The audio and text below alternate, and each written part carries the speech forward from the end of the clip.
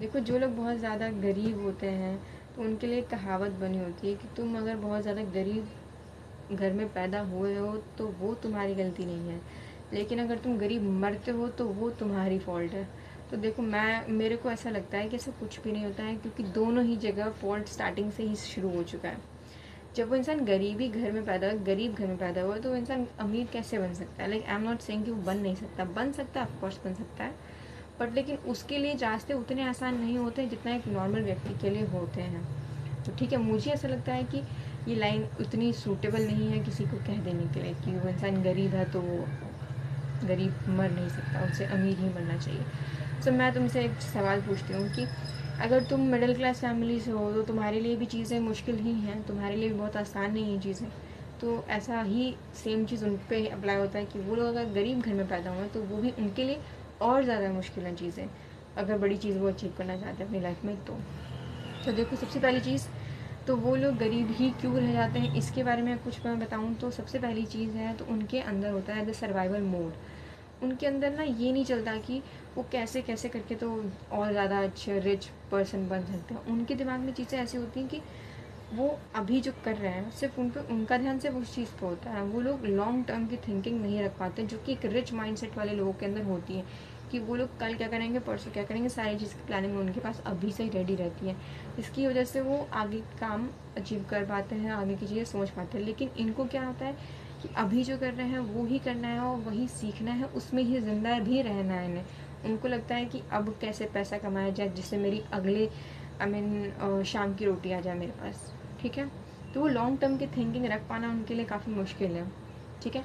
दूसरी चीज़ है कि वो लोग एक ऐसी ज़िंदगी में जीते हैं, स्कार्सिटी इफेक्ट कह सकते हैं जिसको, कि वो लोग सोचते हैं कि भाई जो पैसा मेरे पास आ रहा है ना, वो पैसा मेरे पास अभी रहना ज़रूरी है। मैं ऐसा कोई रिस्क नहीं ले सकता या फिर मैं ऐसा कोई काम शुरू नहीं कर सकता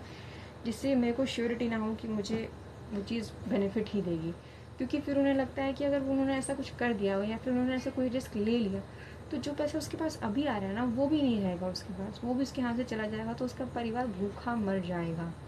और जिसको वो अपने हाथों में नहीं ले सकता, ऐसा रिस्क वो नहीं उठा सकता, तो फिर इसकी वजह से वो लोग नहीं सोच पाते आगे का। एक तो उससे एक और बड़ी बात, उनके पास एक फाइनेंशियल ट्रैप भी होता है जिसमें कि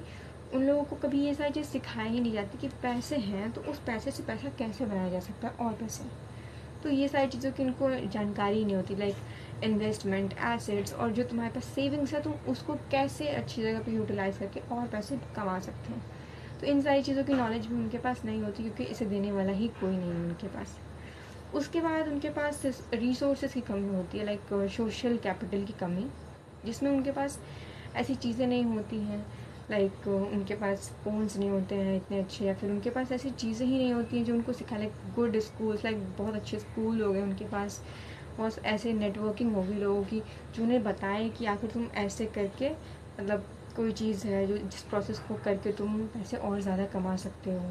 या फिर उनके पास ऐसे स्टार्टिंग से उनके पास ऐसी कोई चीज़ नहीं होती जो उनको अच्छा और कैसे कर सकते हो अपनी लाइफ में कमाने के लिए, या फिर स्टार्टिंग से ऐसा कुछ नहीं देती है उनको कि वो सिखा सके कि तुम पैसे कैसे कमा सकते हो, पैसे कैसे बना सकते हो। ठीक है, उसके बाद उनके अंदर एक और चीज़ होती है कि उनके समय क्या होता है ना, जब वो लोग मतलब गरीबी में पैदा हुए हैं तो उनके दिमाग में आता है कि उनकी जो फैमिली है, उस फैमिली में अगर एक बंदा या एक लड़का लड़की कोई भी फैमिली का 1% भी अगर बीमार होगा ना, तो अगर उन्हें लेना पड़ गया, मान लो कर्ज लेना पड़ गया उन्हें किसी से भी, और वो मोस्टली कौन ही देगा, कोई रिच पर्सन ही देगा या फिर अपर होगा।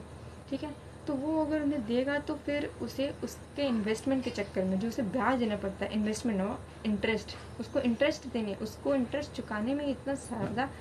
समय लग जाता है उसको कि वो उसको कुछ कर नहीं सकता। लाइक वो इंटरेस्ट चुकाते चुकाते ही थक जाता है, उसकी पूरी ज़िंदगी इसमें ही कट जाती है कि इंटरेस्ट कैसे चुकाऊँ मैं उसका। एंड देन वो फिर से उसी ट्रैप में फंस गया कि वो उनको पैसे ही देने में लगा रहेगा, तो उसे आइडिया ही नहीं पड़ेगा कि वो और आगे क्या कर सकता है अपनी ज़िंदगी को और अच्छा और पैसे कमाने के लिए। तो ज़िंदगी भर डेब्ट कार्ड में ही खेलता रह जाता है कि वो उनके इंटरेस्ट को चुकाता रह जाता है, और फिर इवेंचुअली वो फिर से एक पुअर पर्सन बन के रह जाता है। तो इसीलिए उनके पास ऐसे कोई रास्ते नहीं होते जिसको तुम कह सको कि उनकी लाइफ बहुत ईजी चल रही है और वो लोग इसे अमीर बनने की कोशिश नहीं कर रहे हैं। वो हर चीज़ उनके पास उतनी चीज़ें अवेलेबल नहीं होती हैं, अवेलेबल होने के बाद उनके पास एक सर्कल चल रहा होता है, एक साइकिल चल रही होती है, जिससे वो लोग